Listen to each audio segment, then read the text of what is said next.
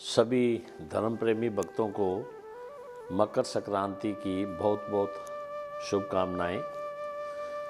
मैं अरुण खन्ना, श्री दुर्ज्ञाना कमेटी का महासचिव। दुर्ज्ञाना कमेटी शुरू से ही जो हिंदू समाज की जो युवा पीढ़ी है उसको धर्म से जोड़ने का जो है वो कार्य करते ही है। जो भी हमारे त्यौहार आते हैं उसके बारे में यूथ को जानकारी मिले, इसका प्रयास रहता है।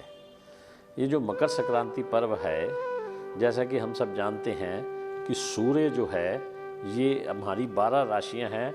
हर बार जब राशि बदलता है 1 महीने बाद, तो उसको मास की उसको संक्रांति कहते हैं। तो इसी तरह सूर्य जब धनुर राशि छोड़कर मकर राशि में प्रवेश करता है तो उसको मकर संक्रांति कहा जाता है।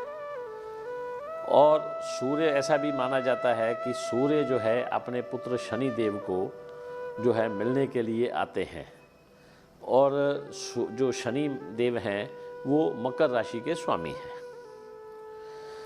ऐसा माना गया है कि जैसे 12 मास में बांटा है, इसी तरह हर मास को हमने 2 पक्षों में बांटा है। कृष्ण पक्ष है, शुक्ल पक्ष है, जिसमें एक में आती है अपना पूर्णमासी, एक में अमावस आती है।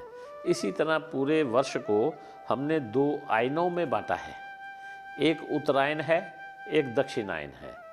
तो सूर्य जब उत्तरायण की तरफ उसकी दिशा चलती है तो ये मकर संक्रांति से उत्तरायण की तरफ आता है। तो 6 महीने उत्तरायण की चलती है। जो शुभ काम है वो ज़्यादातर उत्तरायण में किए जाते हैं।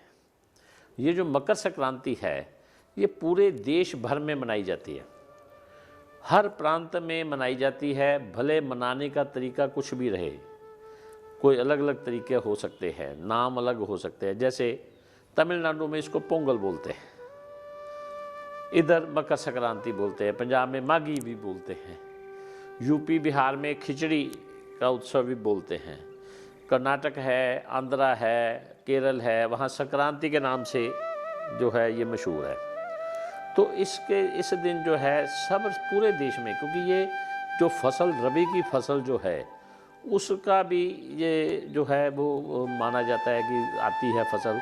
ये तिल वगैरह जो है, जैसे पंजाब में लोहड़ी भी होके गई है कल 1 दिन पहले, तो उस दिन भी तिल वगैरह का रहता है। ये जो त्यौहार है इसका विशेष महत्व पतंग उड़ाने का भी है। आपके जो देख रहे होंगे युवा बहुत खुश हुए होंगे कि पतंग का महत्व क्यों है, क्योंकि भगवान रामचंद्र जी ने भी मकर संक्रांति के दिन पतंग उड़ाई थी, ऐसा इतिहास में आता है।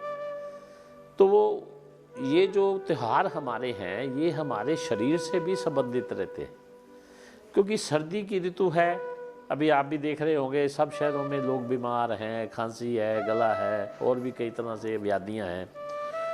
तो सूर्य की जो गर्मी नज़दीकी जो शुरू होती है तो उससे कई व्याधियां कम होती हैं। और पतंग उड़ाने से, पतंग छत के नीचे तो उड़ेगी नहीं, छत जो ऊपर जाके उड़ाएंगे तो जो सूर्य की सीधी रोशनी है, सूर्य की किरणें हैं, वो हमारे शरीर पे पड़ेंगी। तो वो सीधी कई बीमारियां जो हमको मालूम भी नहीं रहता तो वो भी अपने आप समाप्त हो जाती है। इसलिए इसका शरीर से भी बहुत महत्व है। और प्रेम प्यार, क्योंकि जब कोई भी त्यौहार पर्व हमारे देश में मनाया जाता है उससे आपस में प्यार भी बढ़ता है, आपस में जो है घनिष्ठता भी बढ़ती है। इस दिन एक और वैदिक काल में आता है कि भगवान विष्णु ने असुरों को समाप्त का, जब युद्ध था देवताओं का असुरों का, तो असुरों को समाप्त कर उनके सिरों को मंदार पर्वत के नीचे दबाकर युद्ध समाप्ति की घोषणा आज ही के दिन की थी। भगवान अपना जो अपने भीष्म पितामह थे, जो सेनापति भी थे, तो भीष्म पितामह को, क्योंकि गंगा पुत्र थे, उनको इच्छा मृत्यु का वरदान था। तो उन्होंने अपनी इच्छा मृत्यु की, भाई मैं उत्तरायण में जाना है, मैंने दक्षिणायन में प्राण नहीं देने, तो वो बाणों की शैया पर पड़े रहे और एक जगह तो भगवान कृष्ण ने भी कहा है कि उत्तरायण में जो जिनको गति प्राप्त होती है, जिनकी मृत्यु होती है, वे जीव देवलोक में जाते हैं। तो उस वजह से भी भीष्म पितामह का सब लोगों को आपको ध्यान में होगा, इसलिए ये सिर्फ आपको पुनर्स्मरण के लिए हम प्रयास करते हैं कि भगवान ने भी कहा, और भीष्म पितामह ने वो शरशैया जो बाणों की शैया थी वहाँ पर रह करके जब मकर संक्रांति आई, उत्तरायण में प्रवेश हो गया, तब अपने प्राण त्यागे थे। तो ये सब जो हमारे त्यौहार आते हैं, मैं आपके माध्यम से नई पीढ़ी को विशेषकर ये कहना चाहूँगा कि अपने पर्वों को मनाइए और सनातन को मजबूत करिए, क्योंकि इसी से हमारी भी भलाई है, हमारे देश की भलाई है, हमारे धर्म की भलाई है, और इसी में पूरे विश्व की भलाई है। क्योंकि भारत विश्व गुरु था और हमको वापस उसको विश्व गुरु के स्थान पर ले जाना है।